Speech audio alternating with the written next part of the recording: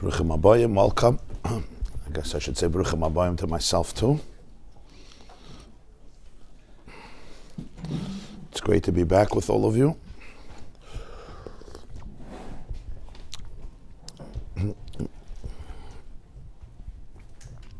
I want to give a special mazel tov to the David Kaplan. His son is also gracing us here this morning in honor of his 76th birthday today. Larichis Yamim v'shanim tovus bis 180 like Yitzchak Avinu, in good health, happiness, nachas, prosperity, and all the brachas. V'hatzlachas ad b'lidai. Thank you very much. Reb David is the Sar HaChesed of Monsey, the pillar of kindness of Monsey. Emes? Yeah. Mazel tov, happy birthday.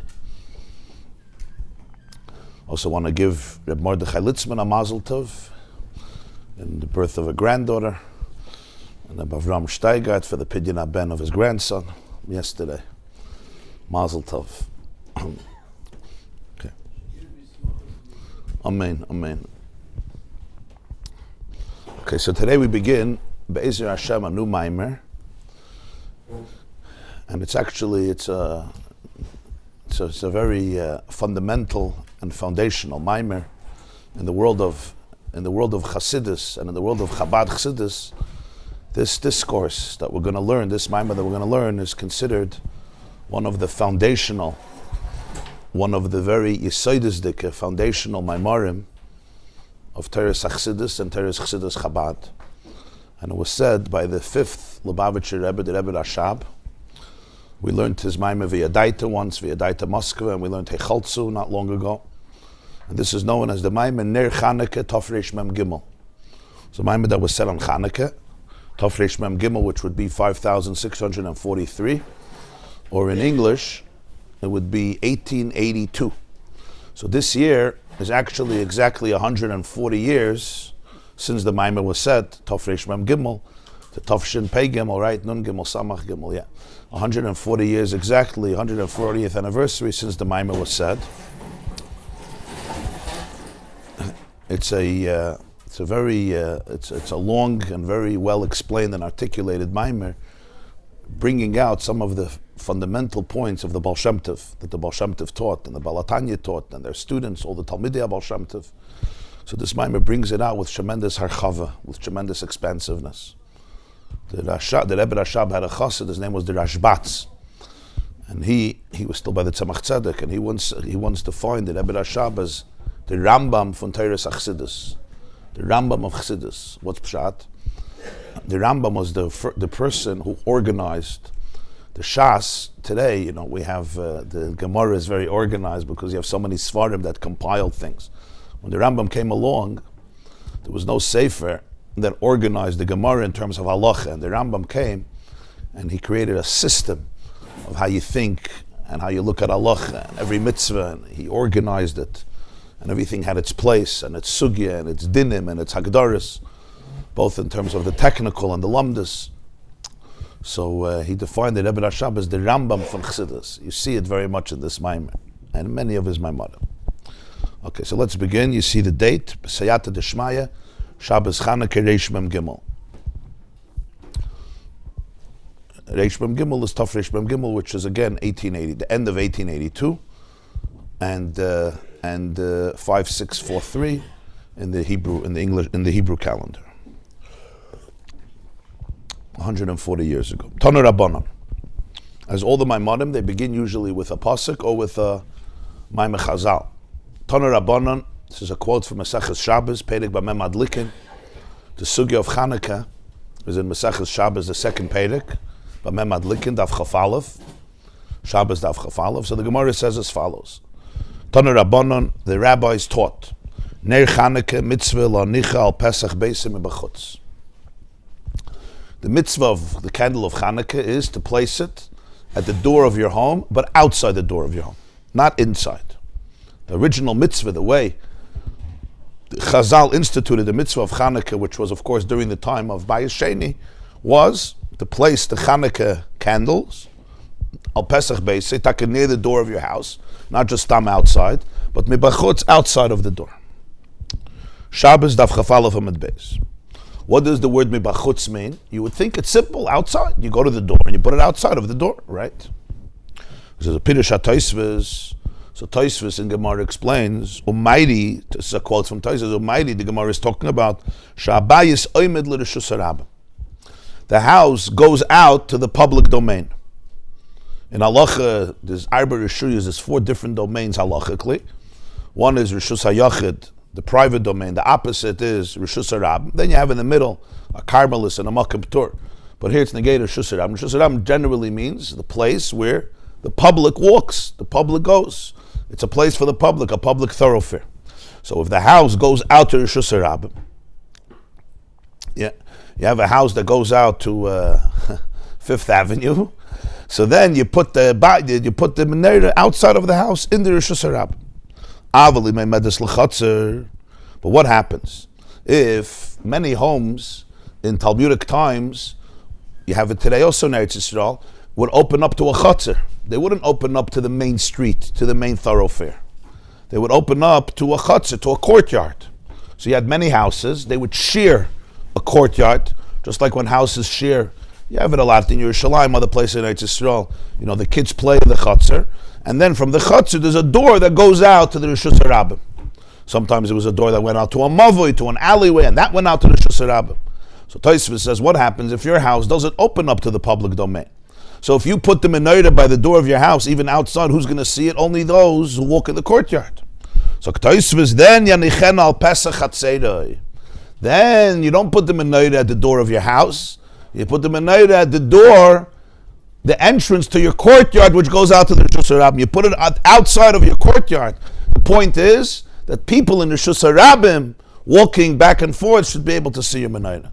So when it says al Pesach Beis, Tosfos says that's only if your house happens to open up to reshus harabim. But if your house opens up to a courtyard, you don't put it outside your house. You put it outside the entrance to your courtyard, to your chutzah, which goes to the reshus harabim. That's what Tosfos says. Rashi zechrona levracha kasav. Rashi says something else. Rashi says v'zel l'shoyne, quote, mi bachutz. Why on the door of the outside of your house? So Rashi mishum persumi nisa. In order to publicize the miracle of Chanukah. V'loy b'reshus harabim, says Rashi. It doesn't mean it has to be in the public domain. Ela b'chatzerei, shebatei no yipsuchin l'chatzer. When the Gemara says al Pesach Beis, it's talking about a case where your house opens to the courtyard, because normally, when the Gemara says this in the time of the Gemara, most homes opened up to a courtyard. So when it says al Pesach Beis, it means in your courtyard, outside of your house. Ad kan l'shayna. Mefarish, what does Rashi say? She'ein tzarich b'reshus harabim kiyim b'chatzer. So this is a big machlokes in halacha between Tosfos and Rashi. Where do you have to put the menorah? If there happens to be that your house goes out straight to the reshus harabim, there wouldn't be a machlokes because Rashi would agree to Tosfos. But in most cases, we would open up to a courtyard. You have a big argument. Tosfos says you have to go further out. Rashi says no. The Gemara means lechatchila in the chatzer, because that's enough pirsumei nisa. It's enough that it's not in your own home, but it's in the public domain, not in the real public domain. A chatzer is not a reshus harabim. A chatzer is a reshus hayachid. A chatzer has walls. It's used privately. The Chazal made a takana called eruvei chatzeres, that even in a chatzer, comes from Shlomo HaMelech, even in a chatzer, you have to make an eruv, you have to put bread in one house, because it looks like a reshus harabim. If you have 50 houses open to a chatzer, so Baruch Hashem on Shabbos you have 200 children playing in the chatzer, right? It has a feel of a public park. So because it's doimel reshus harabim, the Chazal made a takana already. Shlomo HaMelech, they have to make an eruv chatzeres, as though everybody's living in one house, because people shouldn't make a mistake.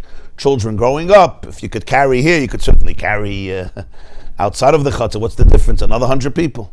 But really, a chutzah is a reshus hayachid halachically, because it's a private place. Not everybody has access to it. You have to have permission to go into. It's my courtyard. It's like an apartment building, the hallway. The kids play there, right? But it's not a public. It's not a reshus harabim. You may even need a key to get into the building. So Rashi says that's enough. The chutzah is enough. What's the halacha? V'chein hevi Beis Yosef simin tofresh ayin aleph b'shem Rashi shein tzarich b'reshus harabim. The Beis Yosef. Beis Yosef, of course, is Rabbeinu Yosef Karo, who later would write the Shulchan Aruch. But before he wrote the Shulchan Aruch, he wrote a commentary on the Tur. The Tur is the one who organized halacha in the 4 Turim, the 4 sections of Rechaim Yerdev and Ezech Shemishpat, written by Rabbeinu Yaakov Bala Turim, the son of the Rosh Rabbeinu Asher. And the Beis Yosef wrote a commentary on the Tur explaining all of his sources, and then he wrote his own Shulchan Aruch. So the Beis Yosef on the Tur in Hilchas Chanukah Siman Tov Reish Shan Aleph, he quotes Rashi. The Tur himself paskins like Tosfos, but the Beis Yosef they quotes Rashi she'ein tzarich b'reshus Rabbim. Ach haTur v'Shulchan Aruch pasku ka Tosfos the davke b'reshus Rabbim. But in the Tur and Shulchan Aruch itself, the verdict was embraced like Tosfos, that you put the menorah outside your house in Reshus Rabbim, which means if there's a courtyard, you put it at the entrance of your courtyard on the side of Reshus Rabbim. So even though the Beis Yosef quotes the view of Rashi, but lahalacha, the Tur and the Shulchan Aruch both paskin like Tosfos. Period. The Gemara continues, Sham Dav Chafalef Amud Aleph, Vehechan Manachla. Where do you put it? Where do you put it? Right? Nothing is taken for granted. You put it outside of your door. But the question is, which side? The door has 2 sides. So the Gemara says at the end, V'hilchasim Ismail. You put it on the left side. Why? So when you're coming into the door from outside, the mezuzah is on the right side. Right? Mezuzah is beisecha, derech biyascha. The mezuzah you put on the right. So the Chanukah menorah is outside of the house, by the door, but on the left side. So the Chanukah menorah is on the left and the mezuzah is on the right. V'kosav atur b'shem aviha ezri. So the Tur further in Hilchas Chanukah Siman Tov Reish Ayin Aleph quotes the Aviha Ezri. The Aviha Ezri was one of the great Rishonim, known also as the Ravia. The Ravia is Rabbeinu Avram ben Yoel Halevi. Right, Rabbeinu Avram ben Yoel Halevi. He lived in the times of the Rambam in the 12th century and 13th century in Germany, and he was one of the great Ashkenazic poskim from Germany. His Talmud was the Erzerua. Rabbi Yitzchak from Vienna. Aaron ben Yoel Halevi. Sorry. So he's known as the Ravi. He wrote a sefer called Aviha Ezri. Aviha Ezri, which is a sefer of halacha in the system of the Gemara and the sectors of the Gemara. So the Tur quotes the Aviha Ezri. She'im ein mezuzah b'Pesach. What if there's no mezuzah on the door? Now what's pshat? There's no mezuzah on the door. So the Rebbe writes in parentheses, Hainu Pesach hapotem a mezuzah. Put a mezuzah. It probably means a door that's potter from a mezuzah. In halacha, there could be doors that are potter. If it's tzarechiyah, this needs explanation. Yanichena b'imin. Davi Ezri is mechadish. If there's no mezuzah, put the menorah on the right side. The only reason you put it on the left is because there's a mezuzah on the right. But if there's no mezuzah on the right, for whatever reason, let's say it's a door that's potter from mezuzah, you put the menorah on the right.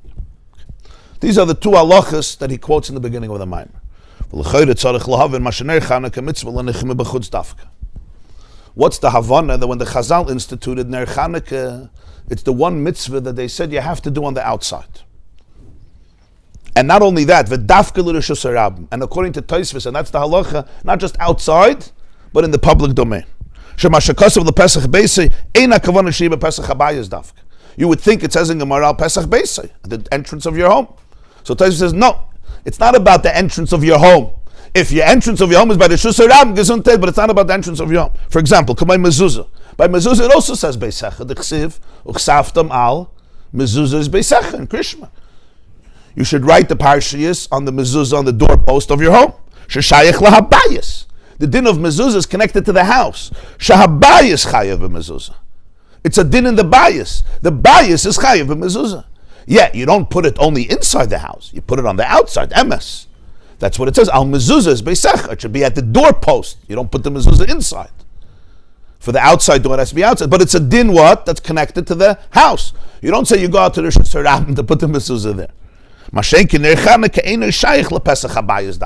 you would think when the Gemara says Ner Chanukah mitzvah l'nichal Pesach Beisai, and it has to be on the other side of the mezuzah, it should be the same guy that like a mezuzah, which means the point is the door of the house. The house needs Chanukah, like the house needs a mezuzah, because it's a mitzvah on the house. But here there's a chiddush. If the entrance of your house is not in Reshus Rabbim, the main thing is it should be outside in the public domain. As Tosfos says, practically you put it at the entrance of your courthouse, the court Courtyard, not house. Va'af l'das Rashi zal shein tzarich b'reshus harab. And even Rashi, who says you don't need a reshus harabim, harei kasav gamkin shetzarich lanicha b'chatzeirah. Even he emphasizes the point is that you put it outside, at least in the courtyard, which is also outside. Avaloi pesach beisai ha'ikir kemuvin misham. But even according to Rashi, the vart is not like mezuzah that it's at the entrance of your house. The main thing is it's outside. The question is how much outside. Va'ayin betur berekes siman hanal. Tur berekes is an interesting sefer. It's an unknown sefer. It was written by a Jew named Reb Chaim Kohen. He was a student of Reb Chaim Vital, who was a student of the Arizal. And he wrote a Shulchan Aruch al pi Kabbalah, meaning he goes through every siman of Shulchan Aruch, like Hilchos Pesach, Hilchos Chanukah, Hilchos Megillah, and every sif in Shulchan Aruch he explains al pi Kabbalah. All the halachas, the way they are al pi Pnimi Satayra. So over there, he makes a big shturim about this inyan that Chanukah has to be dafke outdoors. V'tzarich lahavin ze lo mashayich ner Chanukah l'reshus harabim. Why it's the second Reshus harabim? So you might say because Pirsumei Nissa, right? Rashi says you want to publicize the miracle. But the Pella is, even Pirsumei Nissa, for example, we read the Megillah. There's no mitzvah to read the Megillah in Reshus harabim. Pirsumei Nissa is in the shul. B'roivam hadras melech. You could read the Megillah in your house. You could read the Megillah in the shul. It's also Pirsumei Nissa. Pirsumei Nissa means to the Jewish people who celebrate Purim. Purim is also Pirsumei Nissa. There's no mitzvah. By Corona, they read the Megillah outdoors. There's still a minyan here that davens outdoors a few times a day. Zeichel Corona. But generally speaking, there's no other mitzvah. Matzah. We eat matzah on Pesach. We also publicize the miracle. There's no mitzvah to go eat matzah outside. There's no mitzvah to eat matzah outside.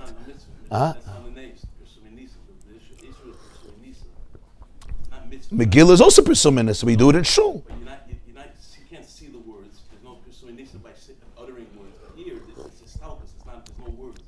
Okay, but hagufa shaila. So do something else. For Purim, for Pesach. Why is this the only mitzvah in the world that there's a mitzvah to do it dafke outdoors? There's no other mitzvah in Tayag mitzvahs.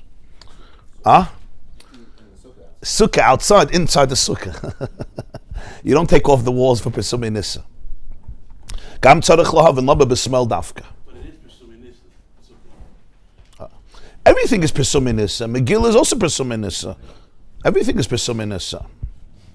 Dalet Kaisis is Pirsumei Nissa. But there's no mitzvah to drink Dalet Kaisis outside. Gam tzarich lahavin laba b'smel dafka. Also, why the left side dafka? It has to be on the left. Kam tzarich lahavin the ba'omnik kadei sheyeh mezuzah b'min v'ner Chanukah mismael mashma shem shayachim zeh lezeh. The kasher mezuzah b'min oz ef shalias ner Chanukah mismael. V'im lav ef shalias ner Chanukah mismael v'lachein sover aviyah ezri shemein mezuzah b'pesach tzarich lanicha b'yamin v'tzarich lahavin mashayich mezuzah l'ner Chanukah u'mezuzah b'min dafka v'ner Chanukah mismael dafka. Furthermore, the fact that the Gemara says the mezuzah should be on the right and the ner Chanukah is on the left, it sounds like they're connected. Because there's a mezuzah on the right side, now put the Chanukah on the left side. V'haraya, the Aviyah Ezri says, as the Torah quotes, that if there's no mezuzah on the right, you should put the Chanukah on the right side. What's the connection between the two? And this is on the right, and this has to be on the left. There's no mezuzah on the right. Put a mezuzah up. You were here before. He asked that in parentheses. Why don't you put a mezuzah up? At that moment. I'm saying you have a mitzvah right now. First of all, you can have, you could say a person doesn't have a mezuzah. Mezuzah's the rice. Go get one. And if you don't have? You go to a bar, go to the sefer in the town. Okay, but it's the night of Chanukah. No, but that's Doiche Chanukah. It's the rice. Chanukah's one of the Rabbanim. So Itaka says, he says, I know Pesach hapatim and mezuzah. No? Oh. Earlier. We're talking about Rosh Hashanah. He says, v'tzarich iyun. The one that needs the mezuzah the most is the one with Rosh Hashanah. You're going to go put it on Rosh Hashanah. Okay. Doesn't have a mashke. But there's a din, there's doors that are pata for mezuzah. You could say the first 30 days. Let's say it's Yisrael. Okay. So you put a mezuzah on the door, it's not a chayv on the mezuzah. Right. It doesn't have the three mashkef, yeah. The mashkef, yeah. Put a mezuzah, the mezuzah has a value. Right, if it's a makam hapotter, so then it's not, there's no chiyuv mezuzah, yeah? Yeah. So these are the questions. V'inyan b'ktsarahu, Bekitzer, the Nekud is, briefly, the Malchus Beis Yavon, Ratzu Lashkichem Teiresecha Lavuda Mechukritzenecha.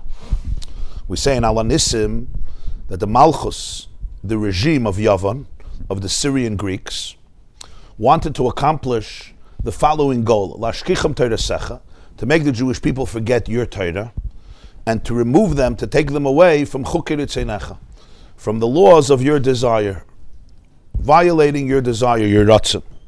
So afterwards, when the house of the Chashmonayim prevailed and defeated the Syrian Greeks, so when they were masakin how to celebrate this mitzvah, which represents the defeat of Malchus Beis Yavon, Lashkichem Teiresecha, the way they did it is to light the Ner Chanukah Mismail on the left, L'tikun Kavasmail, in order to fix what's called the left side, the left line, as he will explain later. And that's why this is a unique mitzvah, where they said you have to put it into the Rishus Harabim, levared after Rishus Harabim, to the Depruda Gamke, in order to sublimate, to refine what's called Rishus Harabim, the public domain. And the Zohar there's an expression, Tura Depruda, mountains of fragmentation. Tura means mountains in Aramaic. Pruda is from the word pirud, mountains of separation, of brokenness, of fragmentation. Tura Depruda, which is how the Zohar defines the inner energy of Rishus Harabim, is called Tura Depruda. Rishus Hayachid is a place where there is a sense of oneness. Pashtus and Halacha, Rishus Hayachid means there's an exclusive owner. It's a place that's for an individual or individuals who all belong to the same house, the same family, the same courtyard. Rishus Harabim by definition is it's free for all, right? You go, I go, with completely disconnected people. Disjointed. If you put a boss over there, you say there's one master here, that's not a Rishus Harabim. If it's a Rishus Harabim, it means a public thoroughfare, nobody can make it their own. It's everybody's, right? And halachically, Rishus Harabim, there's so many different halachas because that's the nature of Rishus Harabim. What does it mean spiritually? Rishus Hayachid is a Rishus where there's a sense of oneness, there's a balabayas. Rishus Harabim is a place where there's a sense of fragmentation, of separation. Everyone is on their own. So because of the nature of what Chanukah is celebrating, which he's going to explain later, because of the unique nature of the victory of Chanukah, the way the mitzvah is celebrated is dafka in Rishus Harabim, and dafka on the left side. This is, as he said, b'ktsara, very briefly. To explain all of this, Hinei Ksiv, the pasuk says in Mishlei, Ki ner mitzvah v'Torah v'derech chayim teichachas musar. Mishlei Perek Vav pasuk Chav Gimel. Shlomo HaMelech says, the mitzvah is a flame, is a candle. Torah is light. And teichachas musar, when you inspire somebody to go in the right way, you put them on the path of life. Himshil ha-mitzvahs l'neir v'Torah la'er shemeir. So the mitzvah he compares to neir. Neir is a candle. And the Torah he compares to light, which comes from the candle. V'neir yesh beis pirushim. When you say the word neir, it can mean two things. Aleph, shu akli shemachzikas hashemen v'hapsila. It's the menorah, it's the container, the cup or the candelabra that holds the oil and the wick. That's called neir. Like we call it a menorah, a candelabra. You need a keli, whether it's a bowl or a cup or a menorah. You put in the oil, you put in the wick, and then you could light the wick. That's called the neir, the keli that holds it up. V'chein pirish Rashi zal. That's how Rashi describes neir. Sham amid beis b'dibra maschel neiris. Rashi says, Lansash shel zahav shenoistem l'soicha shemen upsila. A lantern, like a menorah of gold, where you place shemen and psila. That's how he defines neir. Habez, another explanation is, Shu hashemen v'apsila hamachzik ha'sa'ir. It's not the keli, it's the oil and wick itself, which also contain the fire. Fire can't live in a vacuum. You need the shemen and the psila. If you don't have oil, or you don't have a wick, you're not going to be able to have the earth. So either neir refers to the keli, like the candelabra that holds it all up, the oil, the wick, and the fire, or it actually refers more specifically to the oil and the wick. But legabi, what we want to bring out, it's a technical difference, but ultimately it's the same point. She'ikir kiyum ha'oiru ayidei haner. The ner is what allows the light, the flame, to endure. The oir is the light which comes from the flame itself. But a flame doesn't live in a vacuum. If you only had a wick, and you light a wick, so what happens? So you have a fire for 30 seconds, maybe for a minute. The wick goes out and there's no fire anymore. So the oir would exist only for a very short time. It also wouldn't be a refined light. Right? When you have a wick burning, that's the fire. It's a different type of flame than when it's being fueled by oil. On the other hand, if you only have oil, try lighting oil. It's not flammable. It's not going to work. You have a wick together with the oil, so now you light the wick, and the oil is the fuel, so the oil is both. It's a very fine, it's a very refined flame, and it can last a long time, as much oil as there is. Whether you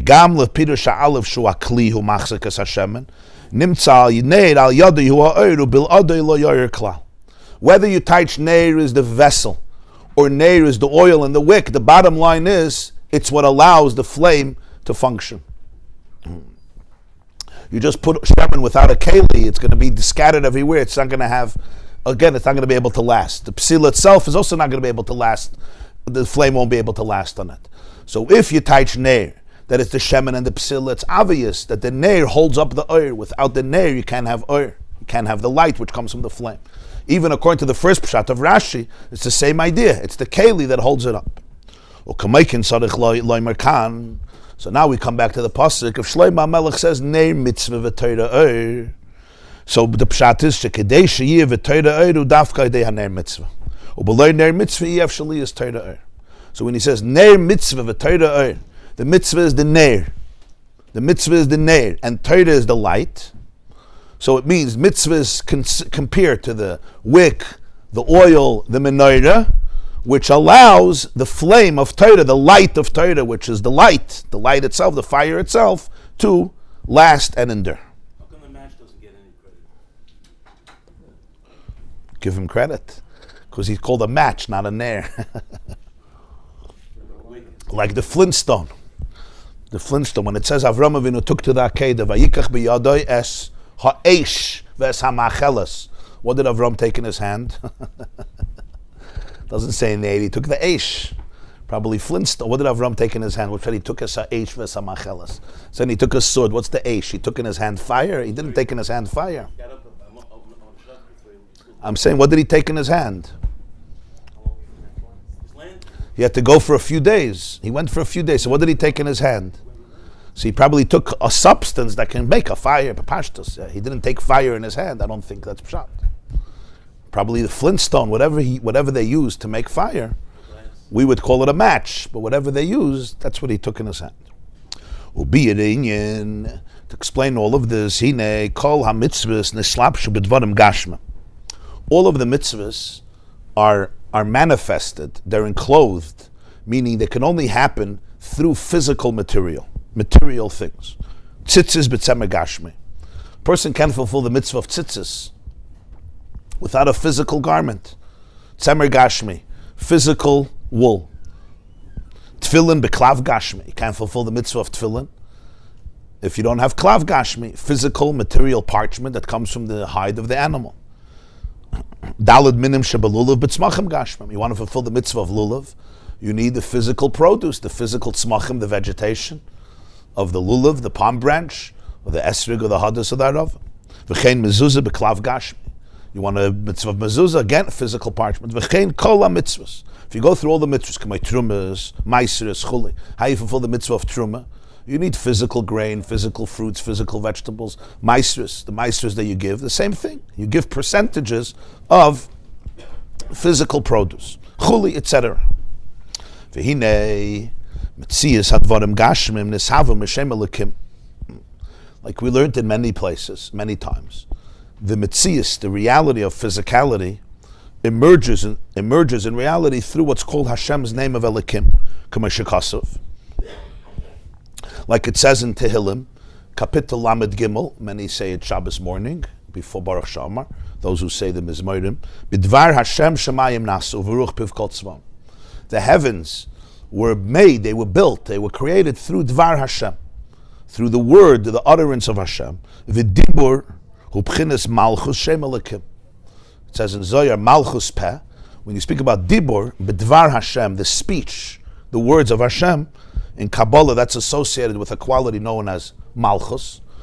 It says in Koheles, b'dvar melech shilton, a melech rules through words, through his mouth. Excuse me.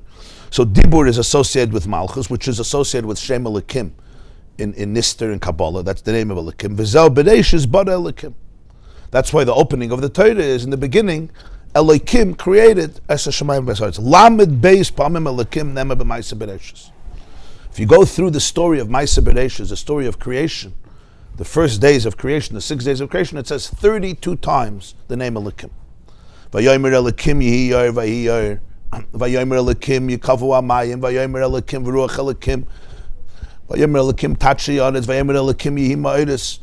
32 times Shem Elokim. It doesn't even use the word Yutke, the name Yutke Vavke in the whole story of creation. Only at the end of the whole story, it says Eila told us Shamayim v'aretz b'yiborim b'yoyim ha'sois Hashem Elokim eretz v'shamayim. Yeah, a big difference. Yeah. In Dibur itself, there's something called Amira, there's something called Dibur. But here he's generally talking about the concept of words. Why is it so important, Shem Elokim? Why is the Bria through Shem Elokim? What's the Nekuda? The function of Shem Elokim is to be mitzamtzim, to filter, to limit, and conceal and eclipse the flow of energy that comes from the name called Yudke Vavke. Kamashakasav, the pasuk says in Tehillim Pei Daled, Ki shemesh u'magein Hashem Elokim. Hashem Elokim is a sun and a shield. So literally it means, the way you would learn the pasuk is, Hashem Elokim is a sun and a shield. He gives light and he protects. But the Maimon teaches, like the Alter Rebbe often teaches in the Maimarim, it's much deeper than that. Shekemoi hamagen v'nartik master aloy rashemesh, kemoi kin shem Elokim mitzamtzum master aloy ravaya. What the magen is to the shemesh, Elokim is to Yudke Vavke. Ki shemesh u'magen Hashem Elokim. It's not just using two words and two names. It's very precise. The shemesh, the sun, has what's called a magen. They call it in English a sheath, like a protector. The Gemara calls it a nartik. An ozone layer, perhaps, that limits the intensity of the heat of the sun, and it allows the planet to survive. Because the sun has to be in exact position. If the sun was closer, we would all be, French toast for breakfast. There wouldn't be nobody to eat it. And if the sun was further, everything could freeze. So everything is orchestrated precisely. It's one of the ploye habriya, right? The positioning of the sun vis-a-vis the earth, that it should be able to be in a position where Pashut, we live off the sun. If the sun went on vacation for a few weeks, it's bad news. There's no heat, there's no energy, obviously there's no growth. Nothing can grow. On the other hand, it's not so hot that everything would be scorched, just like you have summer and winter. If you wouldn't have the different seasons of summer and winter, if you have summer a whole time, the earth wouldn't survive. If you have winter a whole time, the earth wouldn't survive. So it's haflev a fella how the cycles work in order to be able to make creation happen. So the shemesh needs a magen in order that it shouldn't burn up the earth. Magnetic field. Magen, very good. Magen, magnetic, very good. So the magnetic field allows the light and the energy and the warmth and the heat and the intensity of the sun to be one that benefits the planet and makes us all live and function every single day. That's why we're so thankful for it a few times in the morning. There's a special bracha in the morning, right, where you focus very much because you shouldn't take the sun for granted. They say in Chelem, there was once a debate, what's more important, the sun or the moon? So they debated for 7 days, and the conclusion was that the moon is much more important because the sun shines when it's anyway daytime. You don't need it. The moon shines when it's dark and you can't see anything. So the moon is obviously much more important than the sun, right? So when things are so good, you don't need them anymore because it's so good, right? So b'meila, so he says what the muggin is for the shemesh, elikim is for yudke vavke. What's pshat elikim is for yudke vavke? That shem elikim is mitzamtzem, it filters, it shrinks, it dilutes, it eclipses the oid of yudke vavke. V'kol kach rabu hatzimtzumim v'asteidim. And the concealments, the layers, the magnetic fields are so powerful at shenishavu mitziyas dvarim gashma. Until through Shem Elokim there could be created the reality of physical things. Sheyenira ki'ilu hu yesh v'davar nifrid legamri. To the point that when you look at the world, it appears that it's completely on its own, it's completely autonomous. It's a yesh. Yesh means it has its own existence, and it's completely separate from its source. You don't even see necessarily the koyach hapoyel benifel, the creator. This is the accomplishment of Shem Elokim. If there would be no Magen, and the Shemesh would just be expressed in its full intensity, spiritually speaking, Yudke Vavke would be unfiltered. So then, first of all, there would not be physicality. It would be clear that it's divine energy. And certainly there wouldn't be a sense of separateness, of autonomy, of independence, of pirut. Ach tachlis b'riyas yesh me'ayin. But the objective of this creation, which is yesh me'ayin, something from nothing, ha'mechuven she'yeh bitul hayesh la'ayin. Hashem creates yesh from ayin, so that the person should create ayin from yesh. What's pshat? The Ramban says when it says the word bara, it means yesh me'ayin. What's yesh me'ayin mean? It means something from nothing. Now from nothing doesn't mean literally from nothing. It's not from nothing. Hashem made it. But from nothing means that when you look at the yesh, you don't see a source. From the yesh's perspective, where does it come from? I don't know. Ayin, nothing. The yesh doesn't point to a source. You have to contemplate, meditate, debate, think about it. So it's called yesh me'ayin. It's like it emerges from where? From nothing. It wasn't here before. It doesn't show that it was here before and it's coming from somewhere. So that's called yesh me'ayin. Elikus is called ayin because legabe the world, it doesn't seem like a metzius. It doesn't see it. What's the kavanah? That a person should take the yesh and bring it back to ayin. The Alter Rebbe once said, the Eberste Macht von Ruchnius Gashmis, und Ayid Macht von Gashmis Ruchnius. Right? Creation is basically the evolution from energy to matter, and the person takes the matter and brings it back to energy. So that he matters. Huh? So that he matters. Yeah. What's pshat bittul hayesh layin? Hayesh yeh batal el ha'ayin. That the yesh becomes aligned with its source. And this begins through his beinanus, through contemplation. That the person contemplates in the infinity of Hashem. The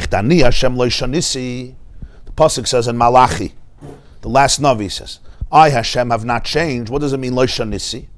Doesn't mean I haven't changed, only that I'm still around. It means shelo yeshum shini ben kaidem abriya lacher abriya atu kaidem shnivroilam vatu lacher shnivroilam. We say in the morning in davening, atu who you are before the world was created, you are after the world was created. So it doesn't only mean in time you were here before and you're here after. Then you wouldn't say the word atu who. Say atu kaidem atu lacher. Atu who means the same who, the same reality that was there pre-creation is there post-creation. So therefore, the same ayin that was there pre-creation is there post-creation, the same state of reality. But the person needs to reveal it. But this needs an explanation. How can you really say this seriously? There was no change. To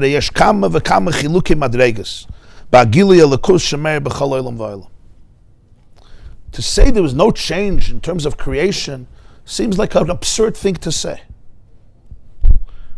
There's so many different levels and worlds that happen as a result of creation, and it's a change in Gili Elikus, how godliness is revealed. To say, I haven't changed, every world has a different type of Gili Elikus. Take the four worlds. In Kabbalah and Chassidus, Sifrei Machshava, there's four worlds. Atzilus, Bri, Yitzir, Asir. They're called Abya. You can't compare one to the other. Shnei ba'atzilus meir gili elikus. When you speak about the four worlds, what does it mean? It means it's four different states of consciousness. In Atzilus, you have a revelation of godliness. It says in Zohar, Iyu v'chayoyi v'garmoyi chad. He and his iris and his kalim, chayoyi are his iris, his energies, and garmoyi are his kalim, like garments. They're one. Bebriya in the second world, called Briya, Einem mer gili elikus kol kach. There's no such a revelation of godliness. Ubatzilus gufa yesh cham kechilukim madregas. In Atzilus itself, in Teres Hanistir, there's so many different levels. The Arizal writes, "Bekeseru bechachma meir ein sof bekiruv makom." In the sphere of Keser and Chachma, the Ein Sof shines as though you're shining in a close proximity.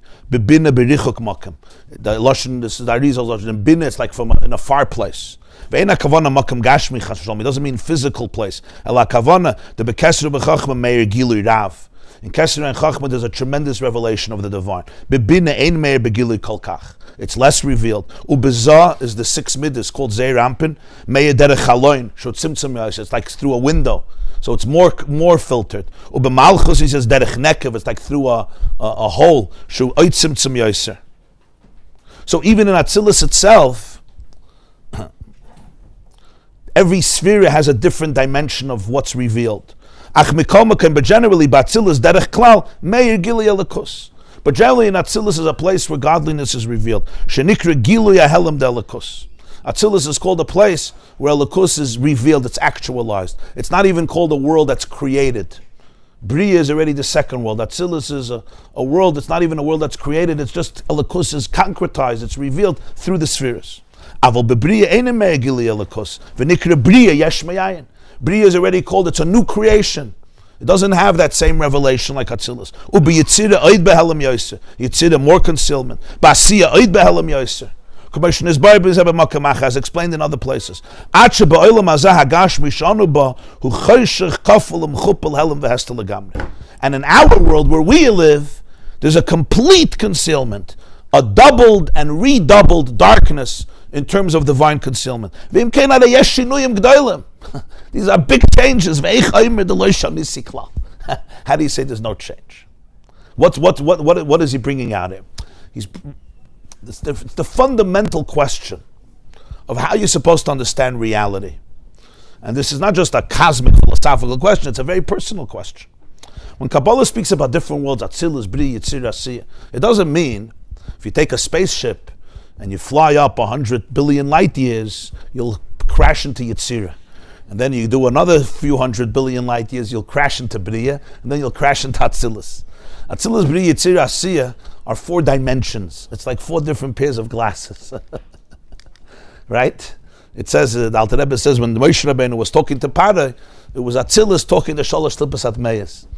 It's a way of looking at the world. Atzilus is a world in which it's nirgish einoid mulvada. Bria is already a lower state of consciousness.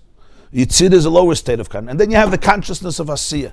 In Asiya itself, every person has a different state of consciousness. You can't compare the consciousness of a squirrel to the consciousness of an elephant, to the consciousness of a person, to the consciousness of a neshama, to the consciousness of a malach. But in each world itself, you have endless states of how you see, how you perceive reality. But the bottom line is, however you spin it, to say Loisha Nisi, Ani Hashem Loisha Nisi, what was pre-creation is post-creation, in the sense that there's complete oneness, Einoid Mulvadai. What do you mean? The Bria changed everything. You have different worlds and different realities and different perspectives. You could say Hashem still exists, I understand. But to say that the same Achdus of pre-Bria is also post-Bria, that the person could live in that state of oneness post-Bria, which planet you're living in. You have to give in. Someone has to give in.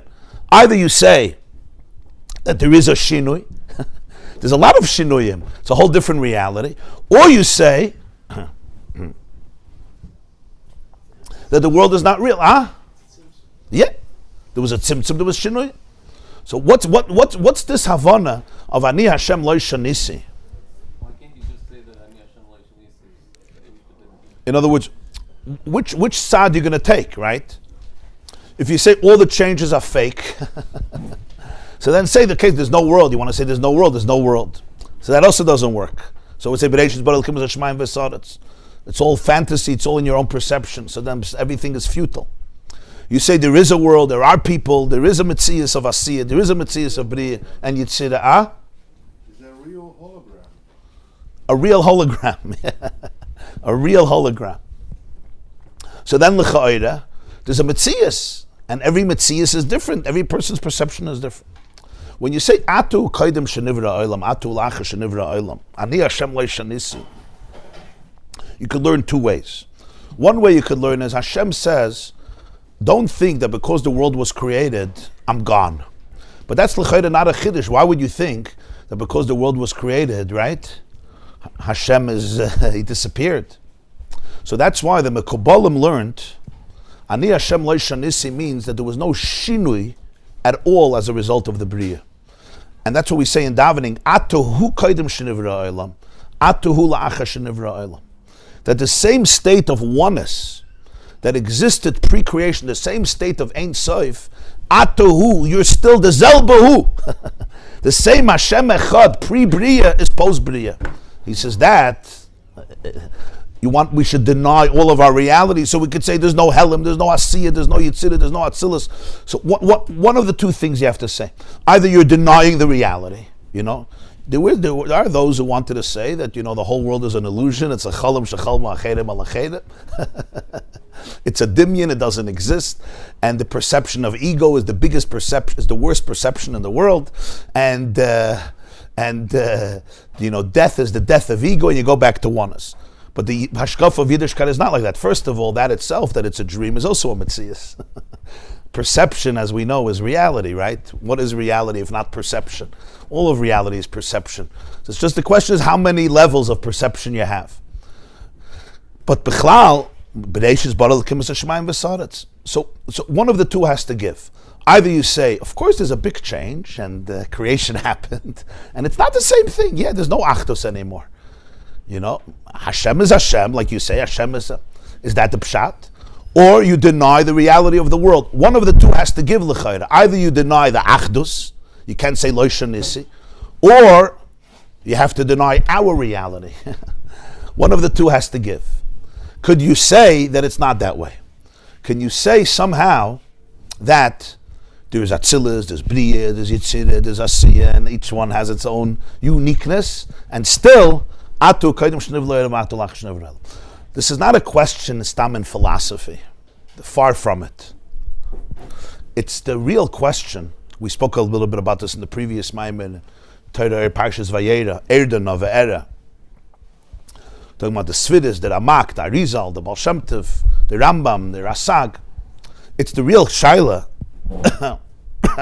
And he's going to develop it in a very profound way, but it's the real Shaila here of who the person really is, what the world really is, and how deep is the connection between the person and Ein Sof. And if that connection can truly infuse the individual identity of the human being or not. In other words, does our relationship with infinity, with Ein Sof, mean ultimately that we have to say goodbye to individuality? Or not? L'may nafka.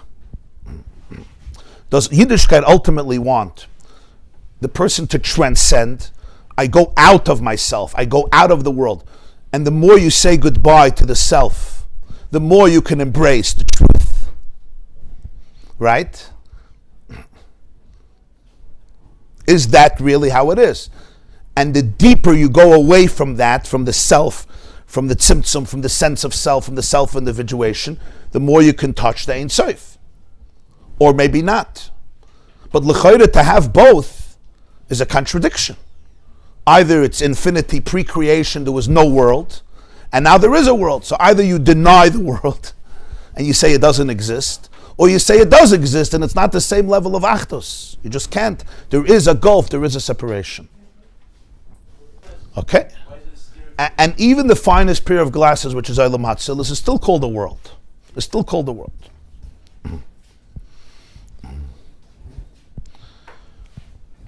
And the question then is, what is the ultimate message of Yiddishkeit?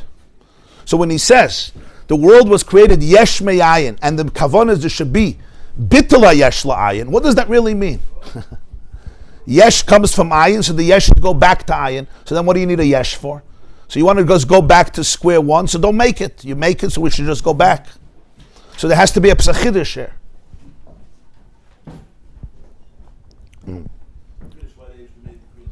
What's the chiddush of B'riyas Olam? And in Avodah, the question also is, how much does infinity, Ein Sof, connect with the pratim of the Bria, with the pratim of a person, with the individual character and identity of the person? Or maybe not.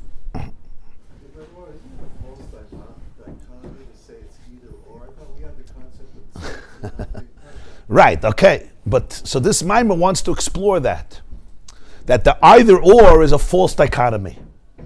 It's a dichotomy, but in order to explain it, you first have to identify that dichotomy.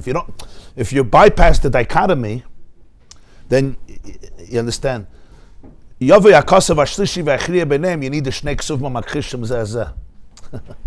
If you don't highlight the contradiction, you're not getting to the reconciliation. Right? It's a very important idea, because if the reconciliation doesn't work through the contradiction, you're not working through the contradiction. You're just like, you're bypassing. So you first have to identify. That's why he identifies.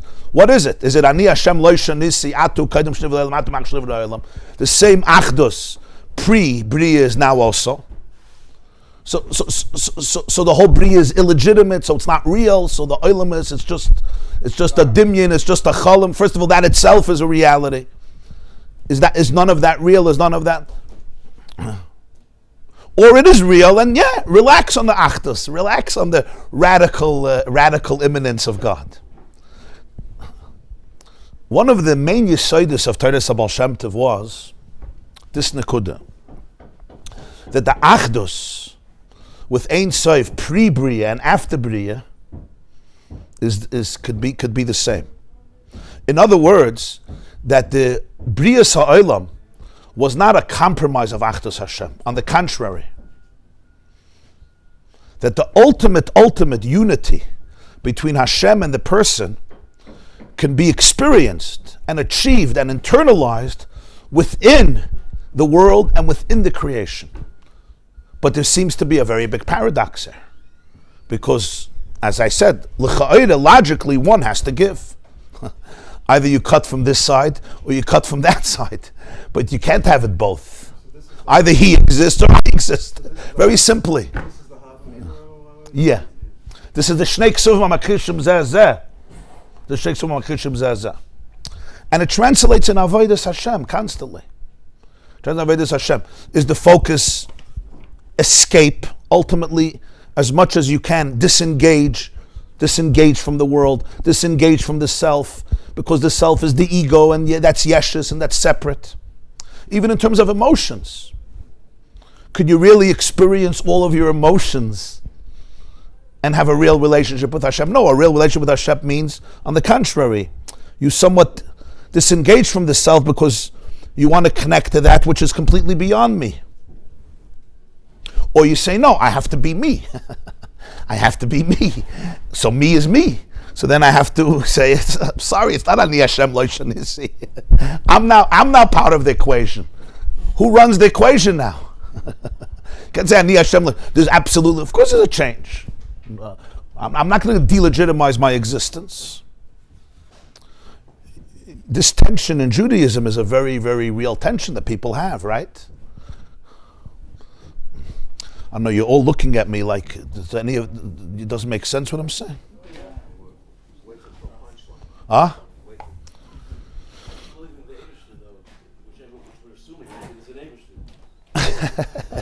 He's assuming that, yeah. So Abishur is the ultimate paradox. If you can get your mind around that, then all these other questions. Right. But we're talking about in the person's experience. It's not just a philosophical question. In a person's experience. But if he's already given himself over to Can we become one? Can we really become one right? With my I present in that oneness, or not. But how does that belie multiplicity? Good question. That's multiplicity. That's his question. So say there's multiplicity. Don't tell me Ani Hashem Lo Shanisi. Say yeah. Before creation there was oneness, infinity, and now there's not. I get it. Is that the case? Is that the case? In fact, there's streams of Yiddishkeit that do that. There's streams of Yiddishkeit that do that. Like relax. Achdus Hashem means Hashem is one, yeah. But there's a certain yesh mechitza. There's a mechitza. That's not really believing in the Eibishter. Oh no. It's not that. There's a stream in Yiddishkeit like this. That's cruel.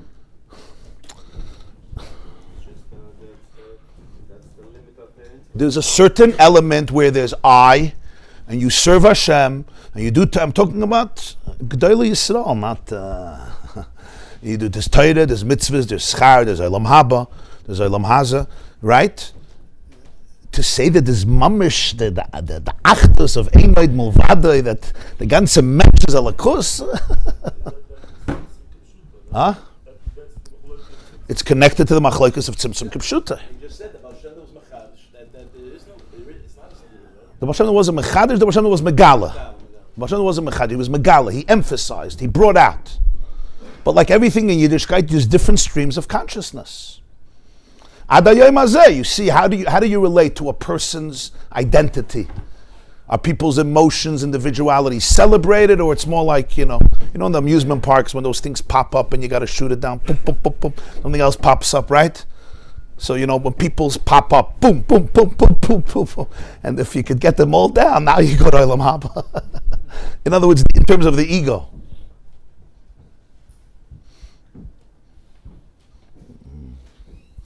It's a fundamental question, and the whole Olam Haza, how you look at Olam Haza. Is it ultimately a dirty place, a filthy place, a bad place? So you need it for the nisyonis in order to be deserving of the Olam Haba or not. It has a lot of ramifications. How you look at Gashmias, how you look at the physical world, how you look at your own emotions, how you look at your own dark parts. He specifies Olam Haza as a choshech kafel chuppah. What does that mean? It doesn't only mean politically. Not only talking about the State Department and the UN, that too. That's also a dark place. I once heard from Bibi Netanyahu that he was by the Lubavitcher Rebbe when he became the ambassador of Israel in the UN. So the Rebbe told him, I heard that you were appointed to be an ambassador in the house of lies. So I want to tell you that your function is that every day you should light a candle of truth in the house of lies. Every day you should light a candle of truth in the house of lies. But the house of lies is not just United Nations. The only thing they're united about is condemning Israel. They can't unite about anything else. Right? Israel, Baruch Hashem, makes them united. Thank God they're united about one thing. But the house of lies is in a person. How do I relate to my own darkness? Do you say your darkness is not real? Ani Hashem Lo Shanisi. But I'm experiencing something. What's the ultimate relationship between the Ein Sof and the world? And the world is not just the world, but my world, our world. How much are they connected? To make a statement, Ani Hashem Lo Shanisi, the same Achdus Hashem pre-creation as post-creation, without any separateness. Whoa, that's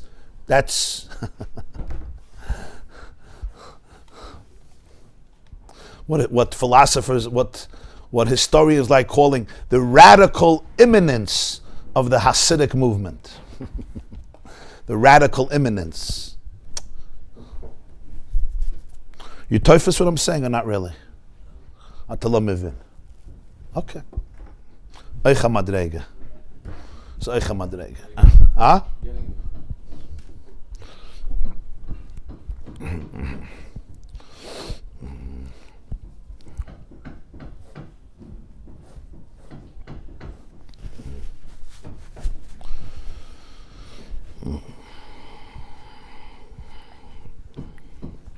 So this is what this mimer comes to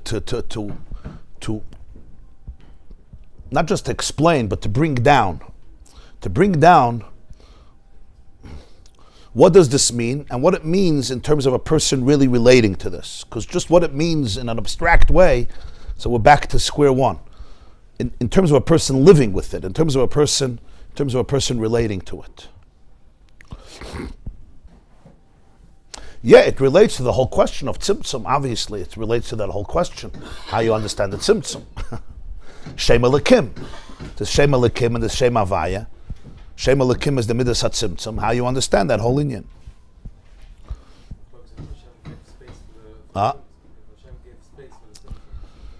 Tzimtzum is the space that was created for the world, for there to be a world, for there to be Atzilus and then Bria, and then Yitzir and then Asiyah.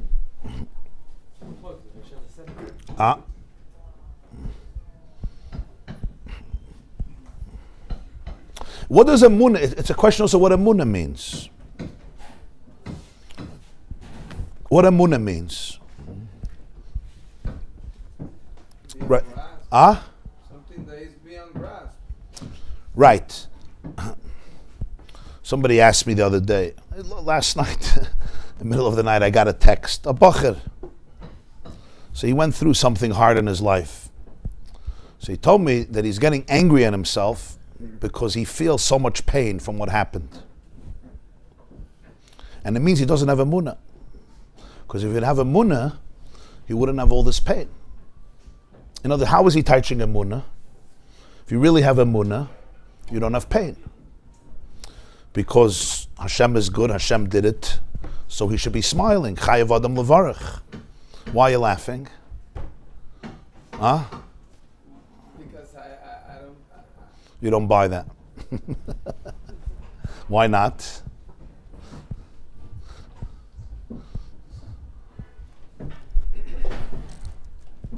I mean, it says like it should be like that, but in real...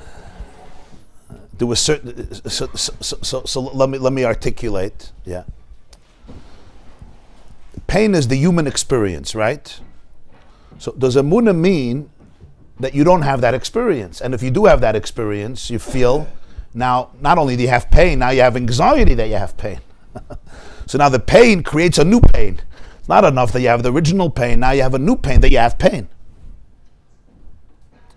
But this is really connected in a very simple way, but in a very deep way. It's connected to the real question.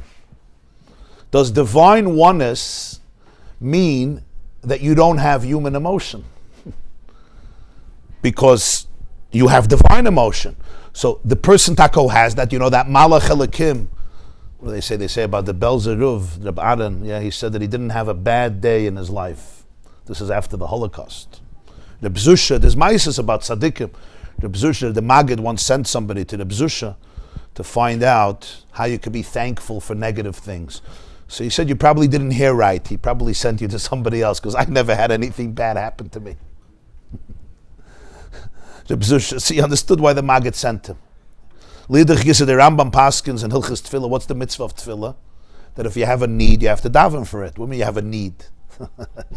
If you have a need, there's a mitzvah to daven for it. When you have a need. But the truth is that you have to know where a person is. If a person has a need, say, if I would be in Atzilus, I wouldn't have this need. Okay, I have that need. So does emunah mean that I'm not having that pain? That's not emunah. Over here you cut off, you create a cut between Hashem and the person. It means this is also part of the oneness. I don't have to run away from my emotions. But it's not so easy to what is there a gvul here? And doesn't the pain mean I'm feeling separate? Right? I'm feeling alone. These are the things that we're touching on when you're talking about in terms of avoid, in terms of a person's life.